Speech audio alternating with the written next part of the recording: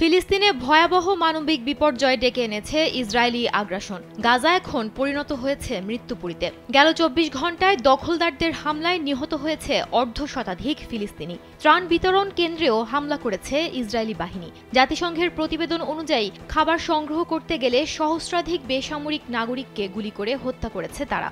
বলা হচ্ছে, গাজায় গুরুতর পানি সংকটে ভুগছে ৭৫% পরিবার। বেশিরভাগ পরিবার বেঁচে আছে একবেলা খাবার খেয়ে। ২০২৩ সালের অক্টোবর থেকে এখনো পর্যন্ত সেখানে হত্যা করা হয়েছে ৫৯,০০০-এরও বেশি ফিলিস্তিনিকে, যাদের অধিকাংশই নারী এবং শিশু। ইতিহাসের নৃশংসতম এমন আগ্রাসনের তীব্র নিন্দা জানিয়েছেন ইরানের পররাষ্ট্রমন্ত্রী আব্বাস আরাকচি। তিনি বলেন, খাদ্য ও ঔষধ সরবরাহ বন্ধ করে দিয়ে মূলত গাজার অস্তিত্ব বিলীন করে দিতে চায় ইসরায়েল। গণহত্যা আর যুদ্ধাপরাধ বন্ধে দ্রুত পদক্ষেপ নেয়ার আহ্বান জানিয়েছে আরাকচি। এ বিষয়ে গেল শুক্রবার সৌদি পররাষ্ট্রমন্ত্রী ফয়সাল বিন ফারহানের সাথে জরুরি ফোন আলাপ করেন তিনি। এছাড়াও ইরানি পররাষ্ট্রমন্ত্রী বৃহস্পতিবার বাংলাদেশের পররাষ্ট্রমন্ত্রী মোহাম্মদ তৌহিদ হোসেনের সাথে টেলিফোনে কথা বলেছেন। তারা উভয়ই ইসরায়েলি নৃশংসতার নিন্দা জানিয়ে ওআইসির জরুরি হস্তক্ষেপের দাবি জানিয়েছেন। ওআইসির মাধ্যমে সিদ্ধান্তমূলক পদক্ষেপের ওপর জোর দেন তৌহিদ হোসেন। কথোপকথনে বাংলাদেশ ইরান দ্বিপাক্ষিক সম্পর্ক এবং আঞ্চলিক দৃষ্টিভঙ্গি নিয়ে আলোচনা করেন দুই পররাষ্ট্রমন্ত্রী।